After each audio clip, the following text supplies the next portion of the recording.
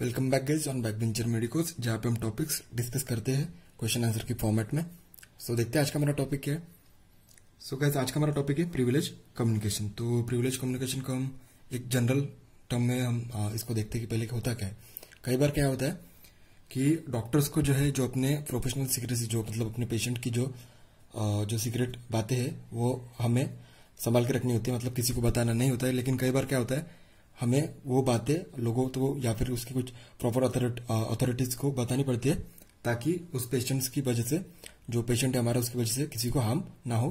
इस हिसाब से हमें जो है वो उसके जो सीक्रेट हमारे जो डाटा है उसका वो हमें रिवील करना पड़ता है। तो देखते हैं इसमें क्या होता है तो प्रिविलेज कम्युनिकेशन में। गाइस इसकी पहले डेफिनेशन हम देख लेंगे। A bona fide statement made by the doctor upon any subject or matter to be the appropriate authority to protect the interest of community or of the state। तो ये है इसकी definition. The doctor should first persuade the patient to get his consent before the notifying the proper authority. तो सबसे पहले क्या करना होता है डॉक्टर को, सबसे पहले पेशेंट की तरफ जाना होता है या फिर उसको पूछना होता है, उसका कंसेंट लेना होता है। उसकी कंसेंट मतलब उसकी इजाजत लेनी पड़ती है, और उसके बाद ही डॉक्टर जो है वो आगे नोटिफाई करते हैं उसके अथॉरिटी को। अगर पेशेंट मान जाता है तो ठीक है, अगर नहीं मानता है तभी जो है वो डॉक्टर जो है हमारा वो प्रॉपर अथॉरिटी को नोटिफाई करता है। If doctor discloses is professional secrets for the purpose of protecting the interest of the community, he should not be liable to the damages. अगर ऐसा करता है डॉक्टर तो वो किसी भी प्रकार के हार्म के लिए मतलब उसको कोई भी प्रकार की तकलीफ नहीं होती है, क्योंकि ये जो है वो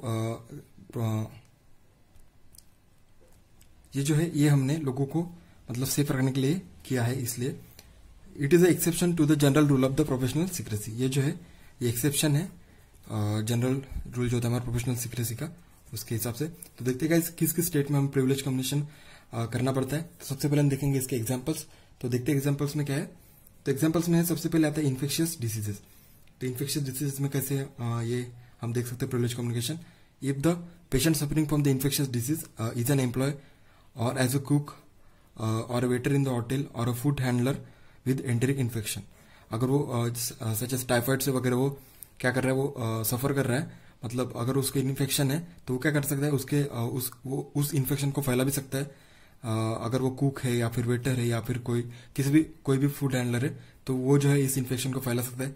टीचर विथ ट्यूबरकुलोसिस और अदर इन्फेक्शन, अगर टीचर है उनको ट्यूबरकुलोसिस है और या फिर कोई अदर इन्फेक्शन है तो वो भी जो है ये इन्फेक्शन फैला सकते हैं स्टूडेंट्स में।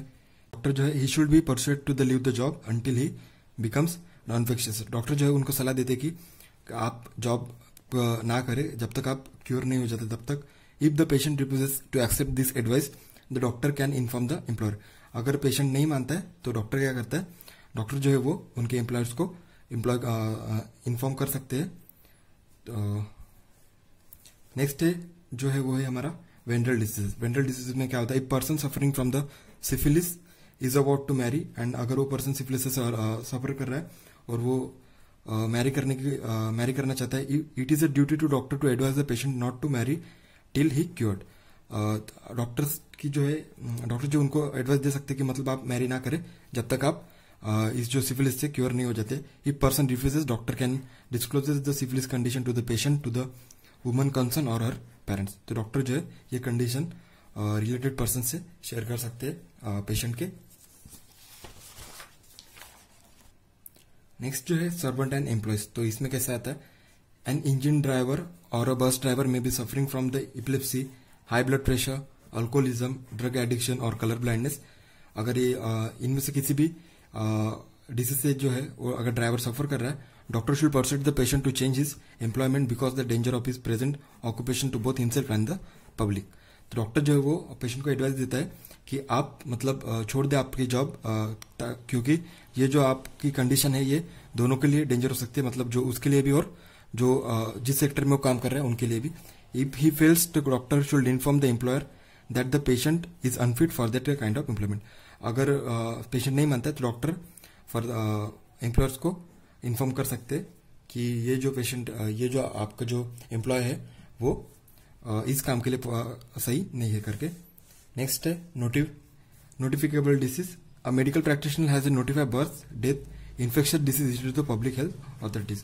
जो डॉक्टर को जो है ये ड्यूटी है कि ये बर्थ, डेथ और इन्फेक्शन डिजीज की पब्लिक अथॉरिटीज को इन्फॉर्म करे। पेशेंट्स ओन इंटरेस्ट, तो पेशेंट्स के खुद की सलामती के लिए। तो देखते हैं, doctor should disclose the patient और guardians of sign in the patient of suicidal tendencies so that the proper care can be taken. अगर पेशेंट में सुसाइडल टेंडेंसीज है तो डॉक्टर जो है वो उनके गार्डियंस या फिर उनके रिलेटेड कोई भी है तो उनको इन्फॉर्म कर सकते हैं ताकि पेशेंट का जो है प्रॉपर तरीके से ख्याल रखा जाए। नेक्स्ट है सेल्फ इंटरेस्ट। तो सेल्फ इंटरेस्ट में हम देखेंगे in both civil and criminal action by the patient against the doctor evidence about the patient condition में गिवन। अगर क्रिमिनल और सिविल केसेस में असॉल्ट होता है डॉक्टर के खिलाफ या फिर कोई भी चार्जेस लगते हैं तो डॉक्टर जो है वो पेशेंट की कंडीशन रिवील कर सकते हैं। नेक्स्ट है सस्पेक्टेड क्राइम्स। तो देखेंगे if the doctor treats a person suffering from the gunshot और stab wounds due to the criminal assault he should inform the police under section 39 criminal CRPC के तहत। ये जो है डॉक्टर की ड्यूटी होती है कि वो अगर इस प्रकार के पेशेंट आते हैं तो पुलिस को इन्फॉर्म करे। तो इस प्रकार के कंडीशंस में जो है वो हमें प्रिविलेज कम्युनिकेशन दिखाई पड़ता है।